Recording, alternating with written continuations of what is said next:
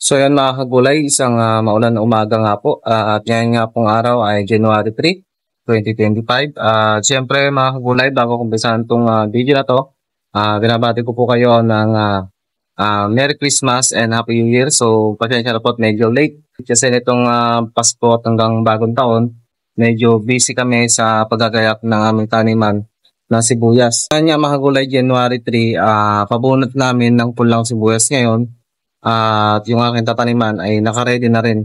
So ngayong umaga mga kagulay hanggang kaninang madaling araw, dire-diretso nga lang yung buhos ng ulan.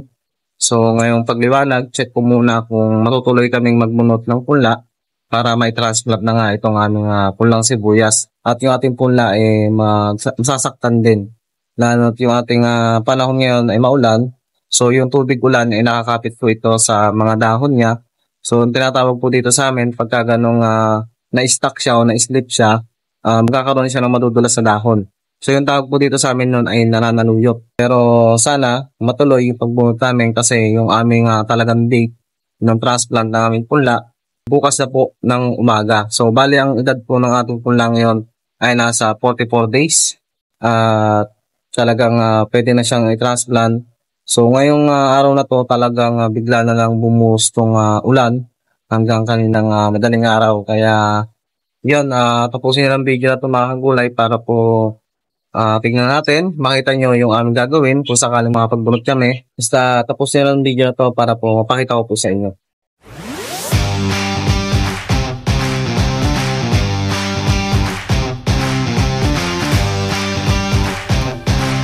So yun mga gulay, ito andito na ako sa ating service.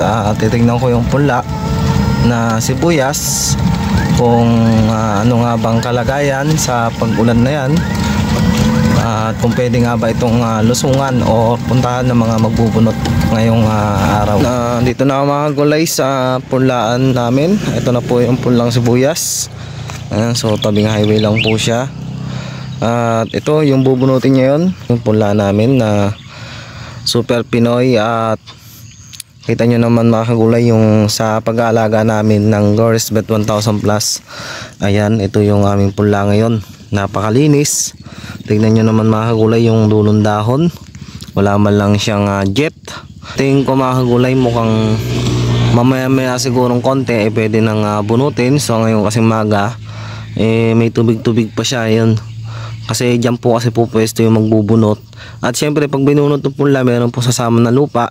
Hindi naman po ito pwedeng hugasan ng tubig yung kanyang ugat. Kaya para sa amin pero sa iwan ko lang sa iba, siguro yung iba hinuhugasan. Para sa amin kasi hindi kami naghuhugas, lalo lang masisiksik yung lupa na nakadikit sa kanyang ugat. Kaya pag tinanim at tumigas ito, mas mahirap pong kuhanin ng manananim at lalo sila magtatagal sa pagtatanim. Basta't mga kagulay, mawala lang po yung tubig ulan na nasa dahon ng sibuyas at mahanginan ngayong umaga, kahit anong oras po pwede na po itong bunutin. So iniwasan lang po natin kasi i-slip pa to, kinabukasan po ito itatanim.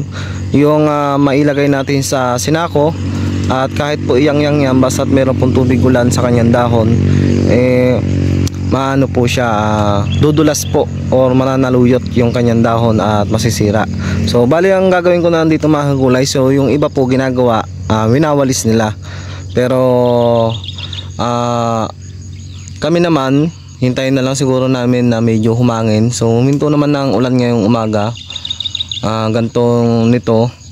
At kapag ka nagkaroon ng amihan, mawala na po yung mga ulap-ulap na yan. So tingnan natin, maaga pa naman, kahit mga 8 or 9 kami AM magsimula kasi hindi pa naman ito bubunutin lahat.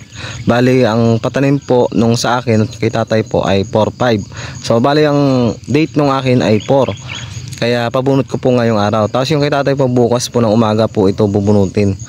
Ayan, so bali ito mga kagulay ay nasa 6 kilos po ito, yung aming pulang sibuyas. At yun, sana maumpisahan namin magpabunot niya para hindi na magka-delay-delay. Gulay ito, nagsubok ako magbunot ng isang tali. So hindi talaga siya pwede at sobrang basa. Pero papakita ko po sa inyo, ito yung resulta ng aking pag-apply ng Goresbet 1000 Plus. Kita nyo naman din mga kagulay kung gaano siya katangkad. So pero 44 days pa lang po ito. At ngayon mga kagulay, ang gagawin ko na lang dito mamaya ay puputulin na lang itong dahon. Ayan, para hindi siya masyadong mahaba. At kita nyo naman sa kanya ugat, ayan, buhay na buhay yung ugat ng sibuyas. Napakaganda talagang gamitin ng Growers Bet 1000 Plus, lalo na sa pagpapaugat nito. Kaya medyo marami din kumukuha sa akin mga sidlingan or mga punlaan na ginagamitan nila ng Growers Bet 1000 Plus, at yun nga yung nakikita nila dito, kaya madaing umu-order sa akin. Pero ito, kita nyo naman sa resulta ng aking pag-apply dito sa sibuyasan, ito na. At hanggang sa transplant to mga gulay, abangan nyo yung update ko dito. So tinesting ko magbunot, hindi siya pwede, mga tanghali na siguro kami mag-umpisa, pero sa video na to tapusin nyo na mga gulay para maipakita ko po sa inyo yung aking mga step na gagawin dito sa punla. Pero sa ngayon mga gulay, iuwi ko muna tong isang tali na to. At ito ay lalagyan ko ng itlog na puti. So igigisa ko to ngayong umaga. So ito na yung aking umagahan ngayon, tong sibuyas. So dito kahit na ma-inspirahan siya ng Growers Bet, wala naman pong epekto yung kahit kumain po tayo, kahit po kay spray ito. Kaya safe na safe po na gamitin. Ayun, sana masubukan nyo mga kagulay itong aking ginagamit na pulyar dito sa sibuyas.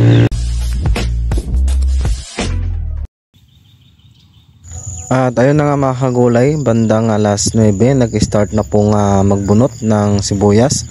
Dahil nga mga kagulay, medyo malabo na yung ating binubunutan. At kahit may tubig-tubig na, maganda na rin naman yung nagiging bunot at napapagpag na yung lupa na nakadikit sa kanyang mga ugat. Bali mga kagulay, ang mga nagbunot dito ay bali 10 tao ang aming natawag. So medyo dinagdagan na namin para mahabol yung oras, dahil 9 AM na nga kami nakapag-start na magbunot. At dito nga mga kagulay, agad-agad ko na rin sinundan ng pagputol ng dahon. So kailangan lang merong matirang isang dangkal mula sa puno, at yung sobrang dahon ay tatanggalin para hindi na po ito sumayad sa putik, at lalong hindi na po didikit sa lupa pagka ating tinubigan yung katatanim na sibuyas. So bali dito mga kagulay, medyo tinakpan ko lang yung ating ginagamit na gulok, at baka masilip po tayo. So ito na yung itsura ng ating tinanggalan ng dahon. So bali pagka tinanim po yan, halos nakatayo lang po, at hindi na po siya babagsak sa kanyang lupa kahit na ito ay maglanta. Natural lang naman sa sibuyas, pagkalipat tanim ay maglanta siya sa unang araw ng kanyang pagkatanim. So kaya mas maganda na putulan ng dahon para hindi ito dumikit sa putik, kasi iniwasan natin pagka dumikit sa putik, medyo mahihirapan na itong tumayo. So mas maganda para sa amin, sa mga nagpuputol ng dahon. So yung iba kasi nagsasabi papasukin lang to ng mga sakit. So bali sa amin naman, iba naman po yung ating ginagawa, traditional na pagpuputol namin ng dahon. So sa iba naman ayaw nilang pinuputol. At sa ilang oras po namin pagbunot ng punla, ito yung aking punlang sibuyas. Ito po yung isang pitak, at ito po ay meron pong 3 kilo.